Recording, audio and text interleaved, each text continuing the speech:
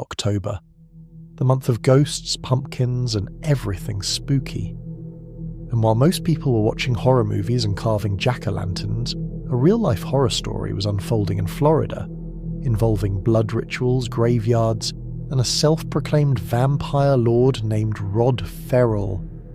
He wasn't your typical teen rebel.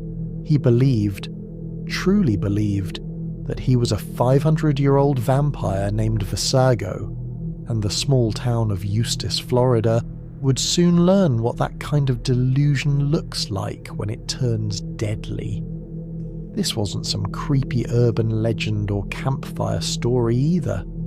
This was real life, and by the end of it, 2 people would be dead, and an entire town would be left asking how a teenager could fall this far into fantasy. Rod Ferrell was born in Murray, Kentucky in 1980, to 2 teenage parents who had no clue how to raise a child.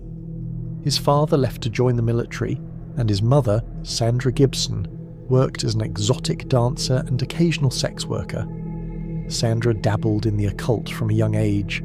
She called herself a vampire, and later on she even tried to cross over with a 14-year-old boy. Yes, as in drink blood and seal the ritual. She was arrested for that, which gives you a good idea of how warped Rod's environment was. With no stability, no guidance, and a mother who treated fantasy like faith, Rod grew up in a world where reality bent around his imagination. By the time he was a teen, he wasn't pretending to be a vampire anymore. He was living as one. Rod's mother often moved between Kentucky and Florida. During one of these stints in Eustis, a quiet lakeside town near Orlando, Rod met Heather Wendorf, a teenage girl from a well-off but strict family.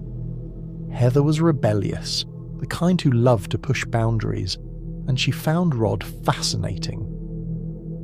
They bonded quickly over their shared love for Gothic culture, dark imagery, and everything anti-normal. He was mysterious, confident, and offered her an escape from her parents' rules. When Sandra broke up with her boyfriend, she and Rod moved back to Kentucky, separating the pair. But Heather and Rod stayed in touch through letters and long, expensive phone calls, and each message made their fantasy world feel more real, more intoxicating, more dangerous. Back in Kentucky, Rod built himself a following, a small group of misfits who called themselves the Vampire Clan. There was Scott Anderson, his best friend and right-hand man, Charity Kessie, his girlfriend, and Dana Cooper, an older friend who let them use her apartment for parties and rituals. They weren't just role-playing. They believed they had supernatural powers. They dressed in black, cut their arms, and drank each other's blood mixed with water, claiming it connected them forever. Their vampire hotel, a rundown building deep in the woods, became their hideout. But what started as Gothic escapism quickly turned into cruelty. Rod's group began vandalizing property, mutilating animals, and hanging out in graveyards. Locals whispered about satanic rituals. The sheriff just called them troubled kids, but the warning signs were already there. By late 1996, Heather was claiming her parents were abusive. She told Rod that her home life was a nightmare, that she was trapped and desperate to escape. Whether that was true or not, Rod saw himself as her savior. So, he and his clan, Scott, Charity, and Donna, piled into Scott's car and began the 800-mile drive to Florida. Their mission was clear: rescue Heather and take her to New Orleans, the city Rod called the home of real vampires. When they arrived, Heather met them in Greenwood Cemetery, the local haunted graveyard. There she took part in a blood ritual, officially crossing over into Rod's clan. But what was meant to be a fantasy escape would soon become a real-life horror. Rod and Scott decided they needed a car for the trip to New Orleans, and the only car that made sense was Heather's parents. On November 25th, 1996, they sneaked into the Wendorf home through the unlocked garage. Inside, Rod found a crowbar. He spotted Heather's father, Richard Wendorf, asleep on the couch, and in seconds turned fantasy into murder. he beat Richard to death, fracturing his skull and ribs. When Heather's mother Naomi came out of the shower, Rod killed her too after she threw coffee at him. He claimed later he didn't mean to, but the evidence told a different story. The word vampire wasn't just a label anymore. It had become an excuse for pure violence. The group robbed the house, danced around the bodies, and sped off into the night, convinced they were untouchable. After the murders, the clan hit the road. 5 teenagers in a stolen Ford Explorer driving across states with almost no money. They bragged about what they'd done, even though not everyone understood the full truth. Eventually, Charity called her grandmother in South Dakota asking for money. Her grandmother, alarmed, called the police. Within hours, authorities tracked the group to a motel in Baton Rouge, Louisiana. 4 days after the killings, police surrounded the motel and arrested all 5. Rod didn't fight. He smiled for cameras, claiming psychic powers and blaming rival vampire clans. But the evidence was clear. Fingerprints, shoe prints, and blood traces. The vampire lord was just a delusional teen with a crowbar. Probably be around 6 or 7. Is it actually possible for someone my age to get like a death penalty? It depends. I don't know what the laws are in Florida. When you're 16 years old in this state, you can be tried as an adult and you're subject to adult penalties. That's what I was thinking when I'd done. If I was an adult, would you get a death penalty? Sure. So I was kind of hoping, I was like, please, go ahead. Probably going to entail the death penalty.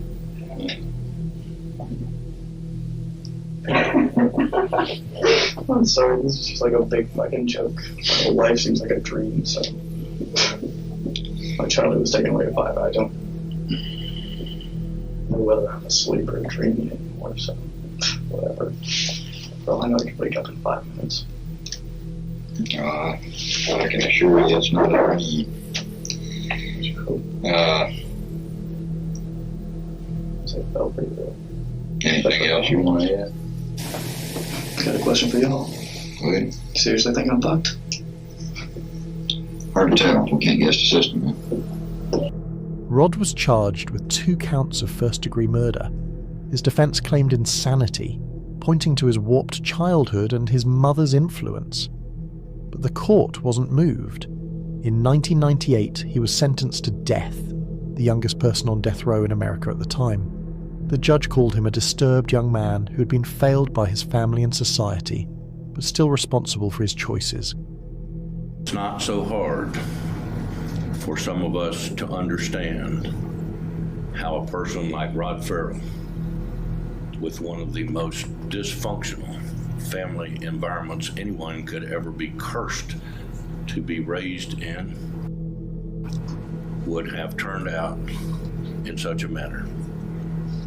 In some respects, I think Mr. Ferrell's mother, Mrs. Gibson, should be on trial for some of this.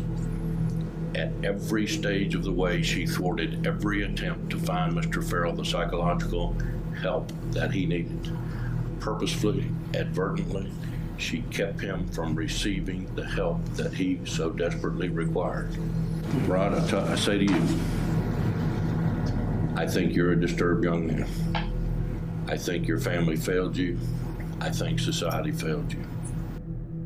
Years later, his sentence was reduced to life without parole, while his clan members received lesser terms.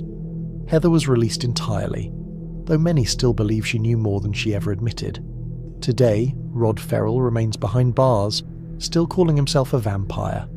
And if there's one lesson here, it's this.